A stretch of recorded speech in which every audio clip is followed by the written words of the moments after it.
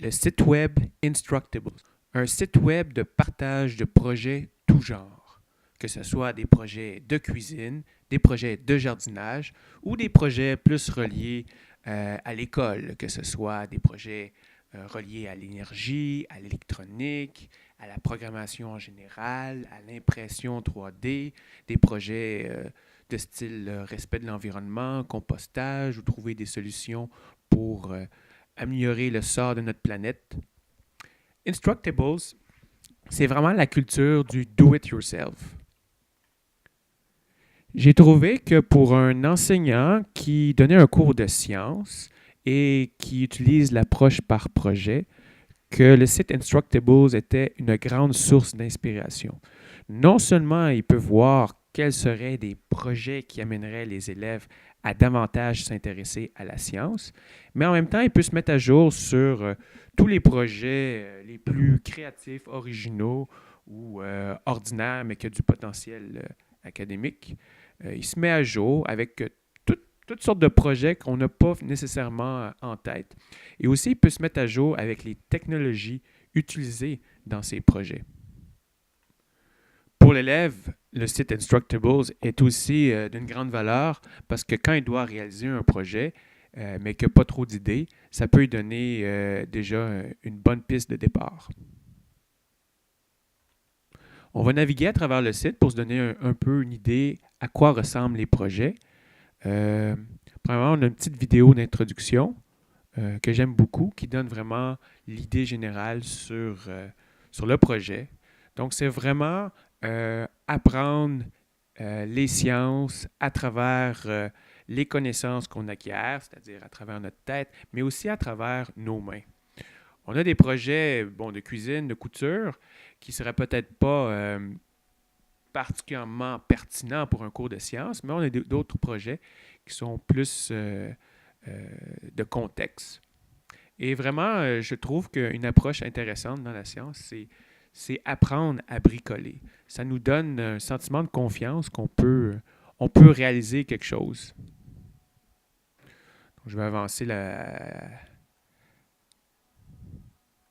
vidéo.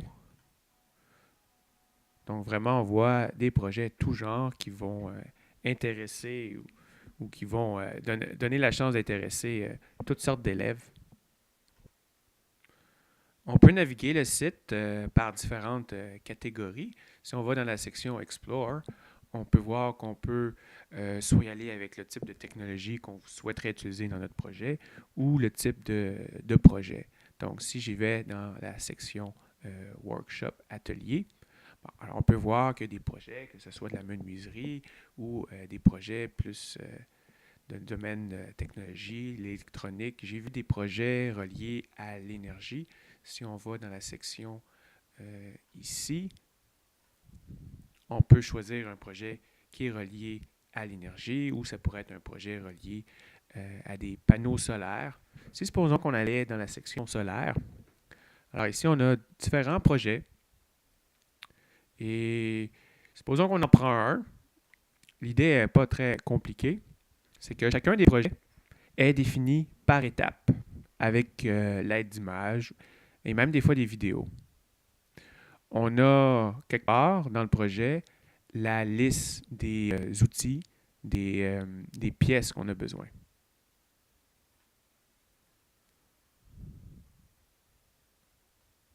Donc, si je remonte, un gros projet, 33 étapes. Donc, c'est tout simplement de voir est-ce que c'est un projet qui serait approprié dans le contexte d'une classe de sciences.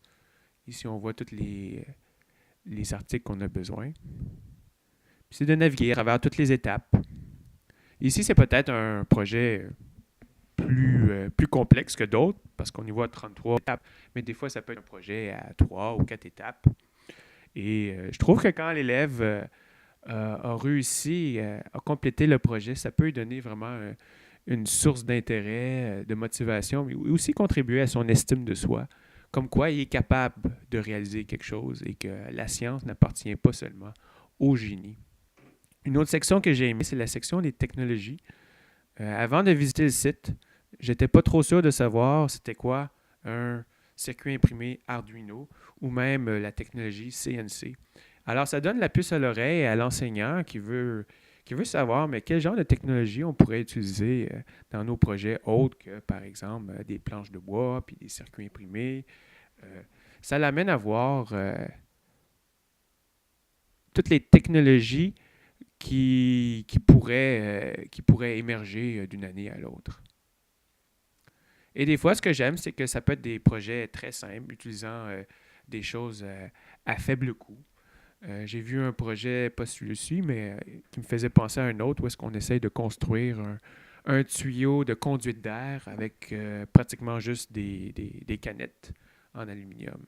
Alors, je trouvais ça intéressant parce que ça ne demande pas nécessairement un grand budget. Donc, le site Instructables, un site d'inspiration pour des projets de science.